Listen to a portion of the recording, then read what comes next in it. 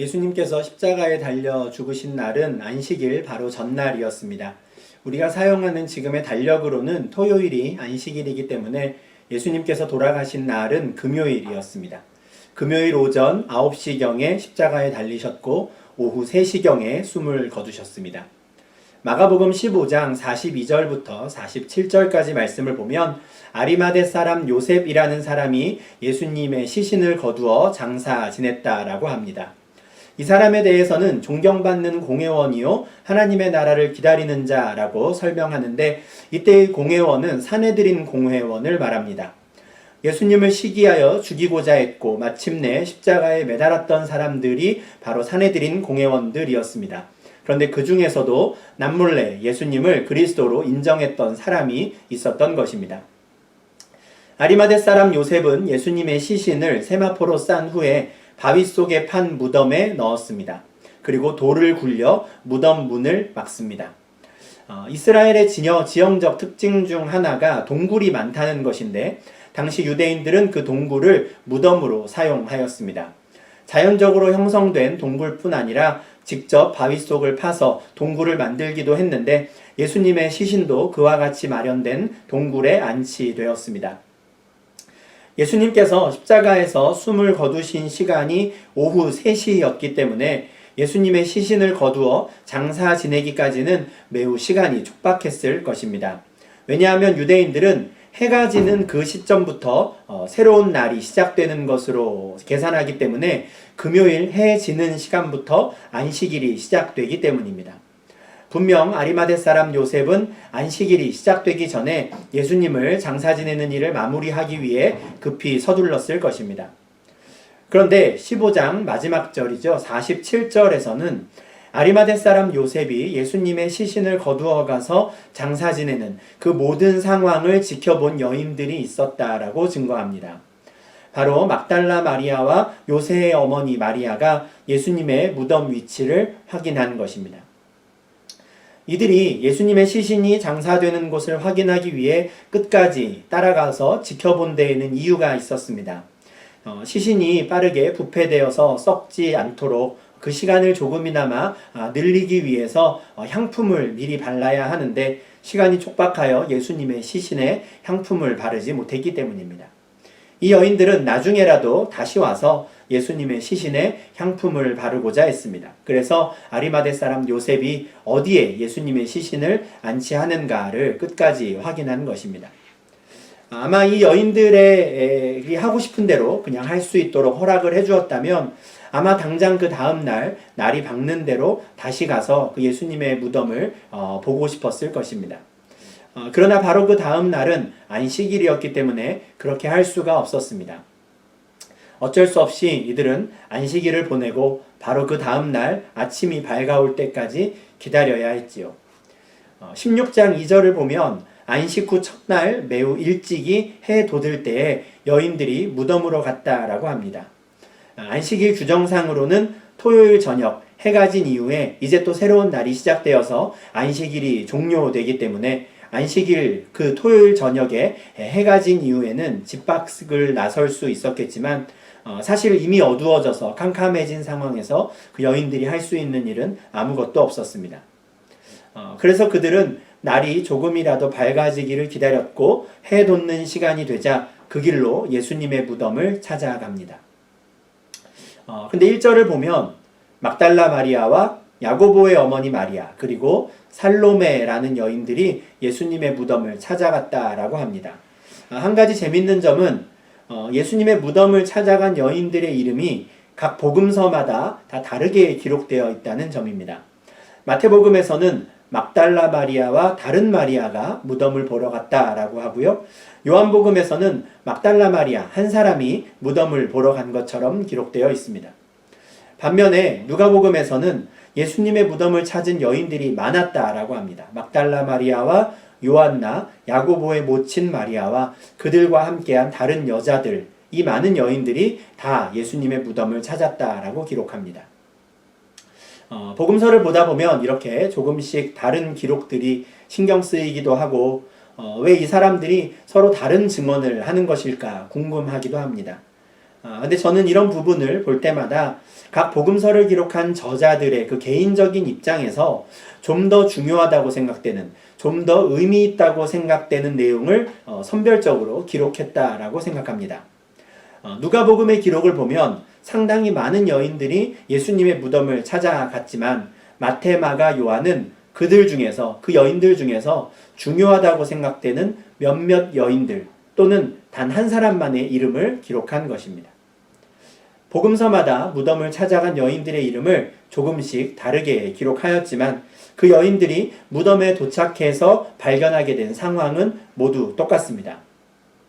그들은 모두 예수님의 무덤이 열려있는 장면을 보게 됩니다. 안식일 전날 아리마대 사람 요셉이 예수님의 시신을 장사 지낼 때 분명히 돌을 굴려 무덤 문을 막는 것을 보았었습니다.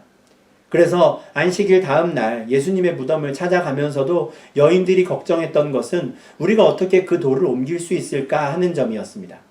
오늘 본문 3절에서도 여인들은 누가 우리를 위하여 무덤 문에서 돌을 굴려주리오 라고 서로 말하면서 예수님의 무덤을 찾아갑니다. 자신들의 힘으로는 도저히 그 돌을 굴릴 수가 없을 것 같은데 어떻게 하면 좋을까 고민하며 갔다는 것이죠. 그런데 도착해 보니 이미 돌이 옆으로 굴려져 무덤 문이 열려 있었습니다. 여인들은 분명 깜짝 놀랐겠지만 일단 돌을 어떻게 치울 것인가 걱정했던 점 하나가 해결된 상태여서 또 반갑고 신기하기도 했을 것입니다. 그런데 예수님의 시신에 이제 향품을 바르기 위해 무덤 안으로 들어갔을 때 이 여인들은 더 놀라운 장면을 보게 됩니다. 흰옷을 입은 한 청년이 오른쪽에 앉아있는 것을 본 것입니다. 이 흰옷을 입은 청년이 누구일까에 대해서는 또 마태복음의 기록을 참고하면 좋겠습니다. 마태복음에서는 여인들이 예수님의 무덤에 도착했을 때 큰 지진이 나며 주의 천사가 하늘로부터 내려와 돌을 굴려내고 그 위에 앉았다라고 증거합니다. 그때 그 천사의 형상이 번개와 같았고 그는 눈같이 흰 옷을 입고 있었다라고 합니다. 마가복음에서 증거하는 이 흰 옷을 입은 한 청년은 바로 하늘로부터 내려온 그 주의 천사였던 것입니다. 예수님의 시신에 향품을 바르기 위해 이른 새벽에 예수님의 무덤을 찾아온 여인들 입장에서는 두렵고 또 놀랄 일들을 연속해서 겪게 되었습니다. 무덤이 열려있는 것에 놀랐고 또 그곳에서 주의 천사를 만나게 된 것에 놀랐습니다. 그래서 천사도 그들에게 놀라지 말라라는 말을 가장 먼저 하면서 그녀들을 진정시키려고 합니다. 그런데 이어지는 천사의 말은 여인들을 진정시키기는커녕 더 놀라게 만들었습니다. 너희가 십자가에 못 박힌 나사렛 예수를 찾는구나. 그가 살아나셨고 여기 계시지 아니하니라. 보라, 그를 두었던 곳이니라. 이 천사의 말이었는데요. 여인들이 새벽에 예수님의 무덤을 찾아온 이유를 그는 이미 알고 있었습니다. 여인들은 아무 말도 못하고 있었지만 그녀들이 왜 이 시간에 무덤을 찾아왔는지 알고 있었죠. 그들은 십자가에 못 박히신 예수를 찾아왔습니다. 그렇게 죽임당한 예수의 시신에 향품을 바르기 위해 찾아온 것이었죠. 그러나 문제가 생겼습니다. 예수가 여기 계시지 않는 것입니다. 그렇다고 해서 이 여인들이 엉뚱한 무덤을 잘못 찾아갔던 것은 아닙니다. 천사는 분명 보라, 그를 두었던 곳이니라 라고 말합니다. 분명히 그곳에 예수님의 시신이 있었습니다. 그를 두었던 곳이 바로 그 동굴 무덤 맞았던 것입니다. 여인들은 무덤을 잘못 찾아가지 않았습니다. 그녀들이 찾아간 곳은 분명 예수님의 시신을 안치했던 바로 그 무덤이었습니다. 그러나 십자가에 못 박히신 예수는 더 이상 그곳에 없었습니다. 예수님의 시신이 없어진 것이죠. 그러나 이것은 다른 누군가가 그 시신을 훔쳐갔기 때문에 사라진 것은 아니었습니다. 천사는 분명 예수께서 살아나셨다라고 말합니다. 그동안 예수님께서 여러 번 말씀하셨지만 아무도 믿지 않았던 그 일이 실제로 일어났다라고 주의 천사가 이야기하는 것입니다.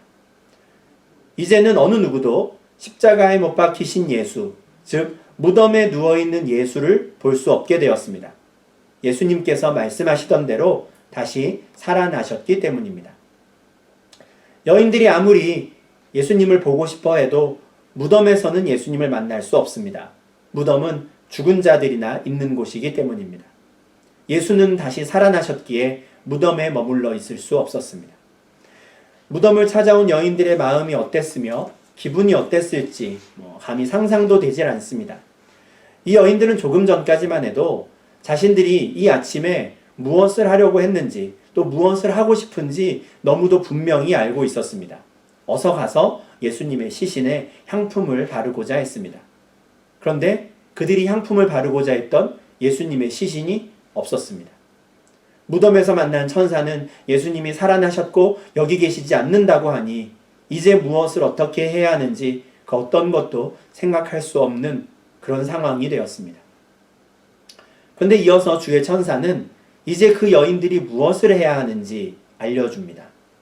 그리고 그는 지금 예수님이 어디에 계신지도 그녀에게 알려줍니다. 가서 그의 제자들과 베드로에게 이르기를 예수께서 너희보다 먼저 갈릴리로 가시나니 전에 너희에게 말씀하신 대로 너희가 거기서 배우리라 하라. 천사는 여인들에게 예수님의 제자들, 특히 베드로에게 가서 예수님께서 지금 갈릴리에 계신다고, 갈릴리로 가셨다고 알려주라 라고 합니다. 다시 살아나신 예수님께서 왜 갑자기 갈릴리로 가셨을까요? 예수님께서 제자들과 마지막 유월절 식사를 하신 이후에 감람산으로 가셨다라는 내용을 기억하실 것입니다. 우리가 2주 전 수요 예배 시간에 보았던 말씀이지요. 근데 그때 감람산으로 이동하시던 예수님께서 제자들에게 하셨던 말씀이 있었습니다. 14장 27절 말씀인데 너희가 다 나를 버리리라. 이는 기록된 바 내가 목자를 치리니 양들이 흩어지리라 하였음이니라 라는 말씀입니다. 이제 곧 예수님을 치는 자들이 올 텐데 그때가 되면 제자들이 모두 도망칠 것이라는 예언의 말씀을 미리 하셨었지요. 이 말을 들은 제자들은 그때 당시 앞으로 절대 그런 일은 없을 것이고 주와 함께 죽을지언정 주를 부인하지 않을 것이라고 장담했었습니다. 그러나 우리는 이미 보았던 말씀대로 검과 몽치를 든 자들에게 예수님이 붙잡혔을 때 제자들이 다 도망친 것을 알고 있습니다. 그때 그들은 한 사람도 빠지지 않고 모두 도망쳤었죠. 그런데 2주 전에 우리가 이 말씀을 볼 때에 미처 자세히 설명해드리지 못하고 지나갔던 구절이 있었습니다. 바로 14장 28절입니다.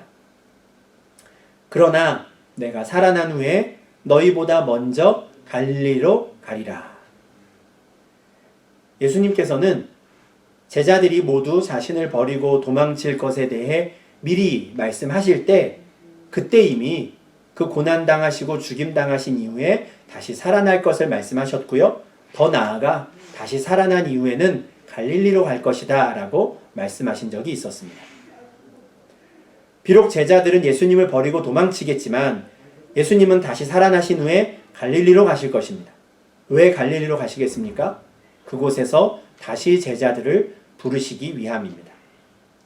갈릴리가 어떤 곳입니까? 예수님께서 12 제자들을 부르셨던 곳이지요.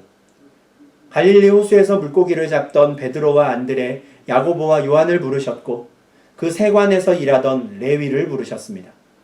가나안 땅 남부의 작은 마을인 가룟 출신의 그 유다를 제자로 부르셨던 것도 바로 갈릴리였습니다.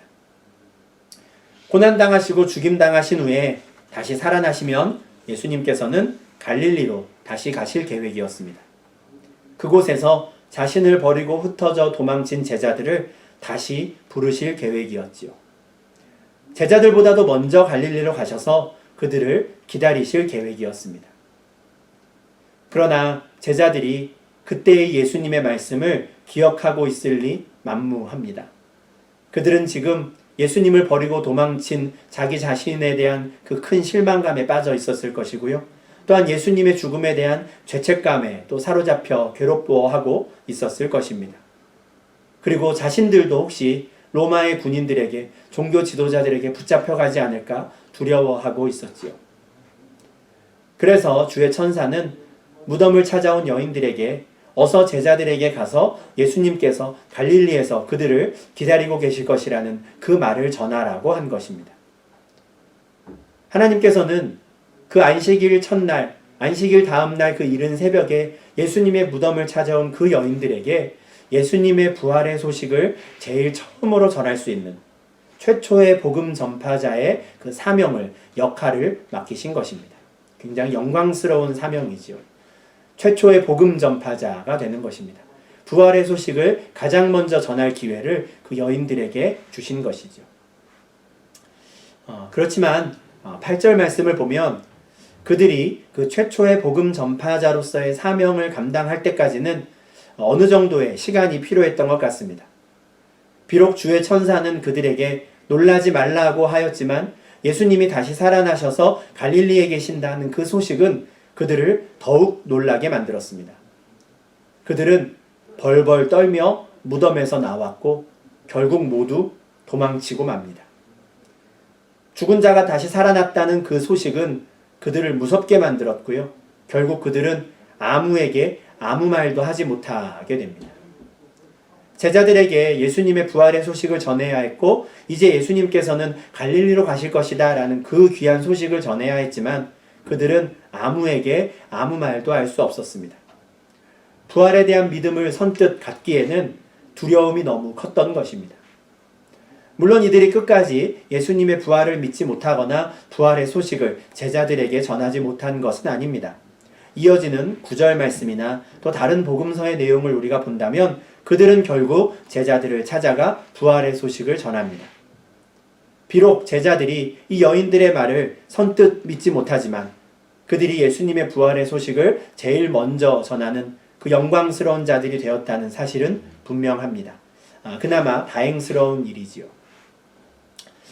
그런데 오늘 이 본문을 가만히 보면 무덤에서 여인들을 만났던 그 주의 천사가 보여주는 태도와 그 주의 천사로부터 부활의 소식을 들은 이 여인들의 태도, 여인들의 반응이 너무 대조됩니다. 너무 상반되는 모습을 보인다는 것이죠. 6절과 7절을 보면 지금 이 주의 천사는 예수님의 부활의 소식을 전하면서 아주 담담합니다. 자신이 전하는 내용이 전혀 놀라운 일이 아니다라는 태도로 이 소식을 전하는 것이죠. 예수님께서 살아나신 것, 더 이상 무덤에 계시지 않는 것, 그리고 이제는 갈릴리로 가실 것이다 라는 이 모든 일들을 마치 다 당연한 일인 것처럼 이야기합니다. 천사가 이런 태도로 말하는 이유를 우리가 이 6절과 7절 중에서 찾을 수가 있는데요. 저는 7절 하반절에 있는 전에 너희에게 말씀하신 대로라는 이 구절이 바로 그 이유라고 생각합니다. 전에 너희에게 말씀하신 대로. 주의 천사 입장에서는 자신이 지금 여인들에게 하는 이 말들 중에 자신이 정말 처음으로 전하는 완전히 새로운 사실은 하나도 없었던 것입니다. 고난당하고 죽임당한 이후에 다시 살아날 것과 다시 살아나신 이후에는 제자들보다 먼저 갈릴리로 가겠다는 것, 이 모든 것은 이미 예수님께서 전에 제자들에게 말씀하셨던 것들입니다. 드라마로 치면 또는 영화로 치면 예고편에서 이미 영화의 결말을 다 보여준 것과 같은 상황이지요. 그래서 그런 결말이 나온 것이 전혀 새삼스럽지 않은 겁니다. 신기한 것이 하나도 없는 것이죠. 이미 다 예고되었던 것이 그대로 그냥 다 이루어졌을 뿐입니다. 그러니 주의 천사 입장에서는 새로운 사실을 전하는 그런 기분이 아닌 겁니다. 당연히 그들이 알고 있어야 하는 그 내용을 다시 한번 말해주는 것뿐이지 그들이 전혀 몰랐다거나 아무도 예상치 못했던 그런 소식을 전한 게 아니었던 것입니다. 그러나 여인들에게는 이 소식이 놀랍고 무섭고 두려운 소식이었습니다.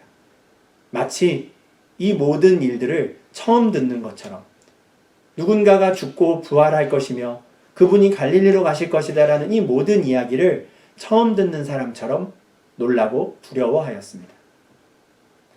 여인들로부터 부활의 소식을 들은 제자들도 마찬가지였지요. 이미 그들이 예수님께로부터 여러 번 들었던 말들이었는데 제자들은 그 이야기를 들을 때 모두 두려워했고 믿지 못했습니다.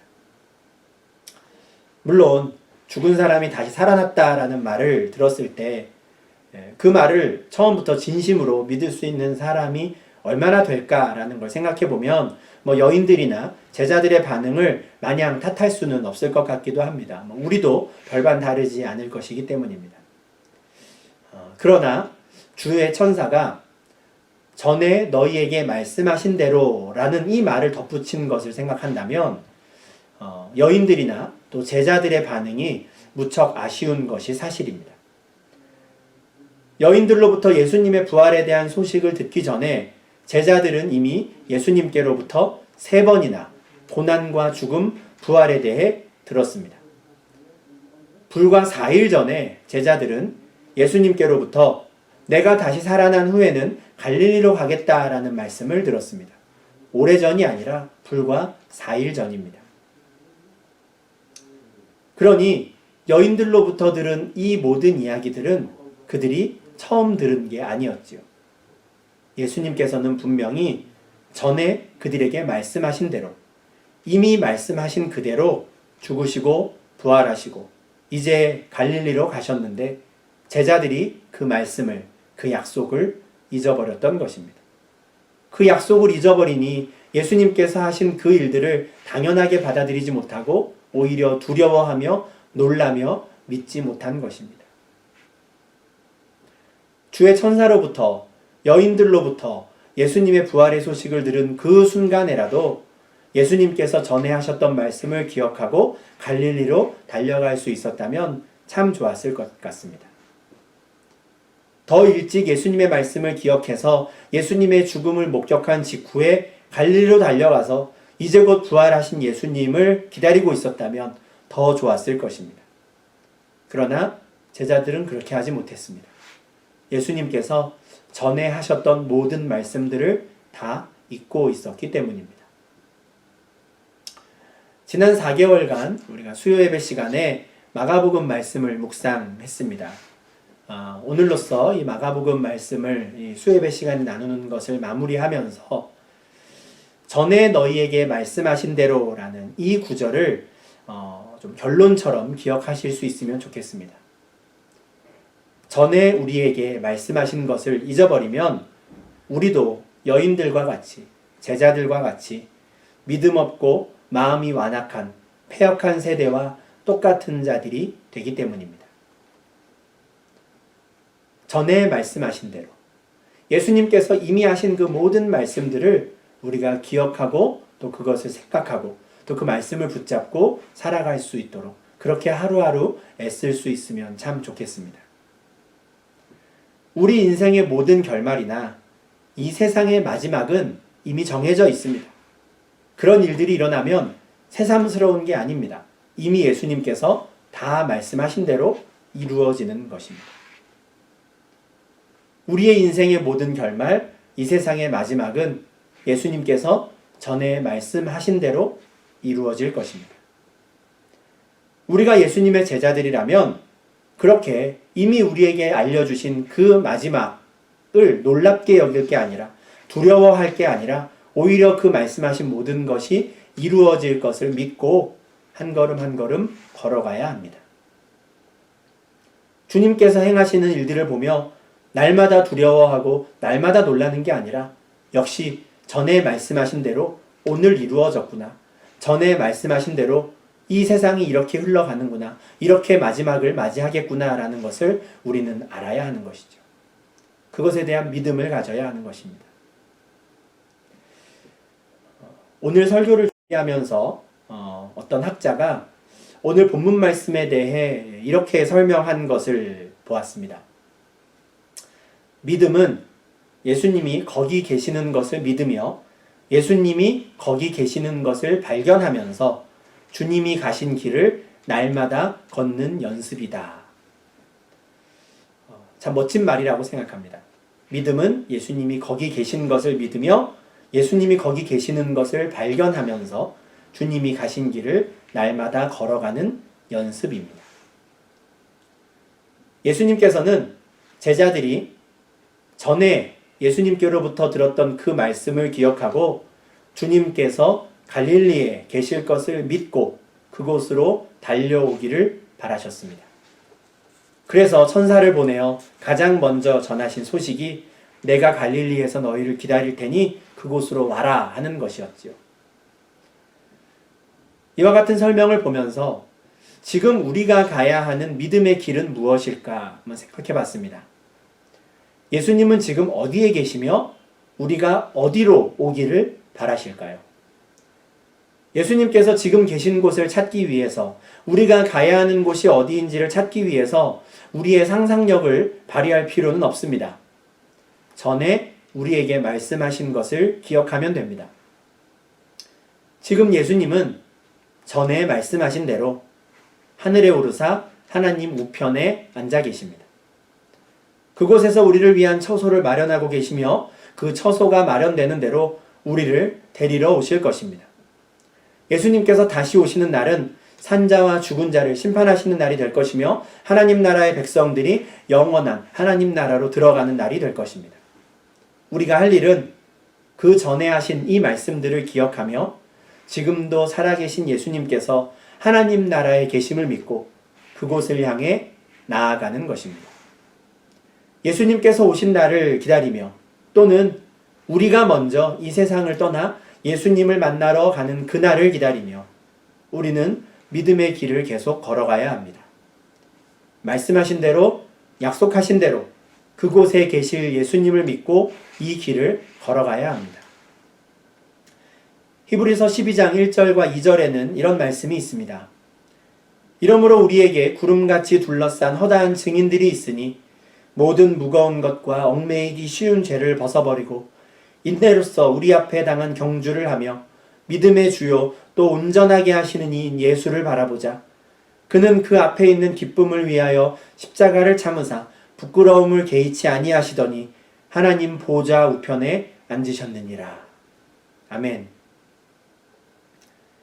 예수님께서 지금은 하나님 우편에 계셔서 우리가 지금 당장 예수님을 직접 볼 수는 없습니다. 그러나 주님께서 하신 말씀을 기억하고 하나님 우편에 계신 그 주님을 바라보며 믿음의 경주를 끝까지 완주한 많은 증인들, 많은 신앙의 선배들이 있었습니다. 우리도 그 경주의 대열에서 낙오하지 않고 끝까지 달려가는 하나님 나라의 백성들이 될 수 있기를 바랍니다. 예수님의 죽음과 부활의 소식이 우리에게 힘이 되기를 바라고 세상 마지막 날에 대한 그 모든 말씀들이 다 이루어질 것을 우리가 믿고 오히려 그것을 우리의 소망으로 삼고 오늘 하루, 내일 하루를 살아가는 주의 백성들이 되시기를 간절히 소망합니다.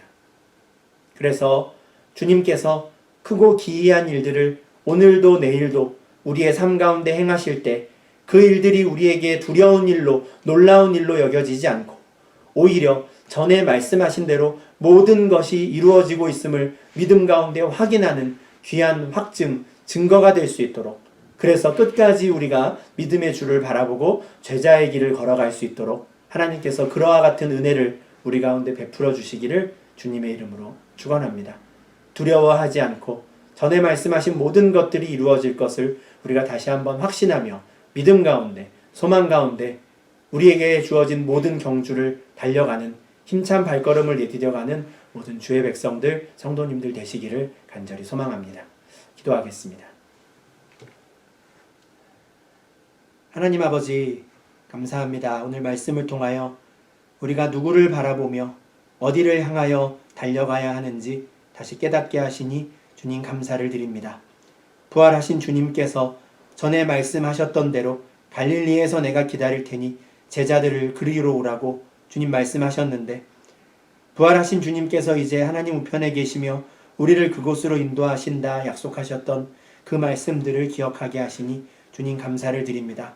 우리가 다른 곳이 아니라 바로 주님이 계신 그곳을 향하여 달려가는 저희들 될 수 있게 하시고 우리를 위하여 그곳에 처소를 마련하시고 우리를 기다리고 계실 그 주님을 바라보고 가는 그 믿음의 경주를 완주하는 저희들 될 수 있도록 주님 인도하여 주시옵소서. 우리를 위하여 베푸시는 행하시는 그 크고 기이한 일들을 보며 우리가 두려워하지 않게 하시며 오히려 전에 말씀하신 대로 모든 것이 하나하나 이루어지는 것을 우리가 보게 하시고 그 가운데 주님의 섭리를 발견하게 하시며 그로 말미암아 우리가 두렵게 놀라는 마음으로 오늘 하루를, 내일 하루를 살아가는 것이 아니라 오히려 이 땅에서 일어나는 모든 일들이 주님의 장중에 있으며 주님의 그 섭리 가운데 있음을 믿고 확신 가운데, 소망 가운데 살아가는 저희 될 수 있도록 인도하여 주시옵소서. 그래서 비록 눈에 보이지 않는 주님이지만 우리가 그 주님을 믿음의 눈으로 바라볼 수 있게 하시고 주님께서 계신 그곳을 향하여 오늘 하루도 달려가며 또 맡겨진 사명들을 최선을 다해 감당해가는 저희 모든 주의 백성들 될 수 있도록 주님 인도하여 주시옵소서. 이 모든 말씀 살아계신 예수님 이름으로 기도합니다. 아멘.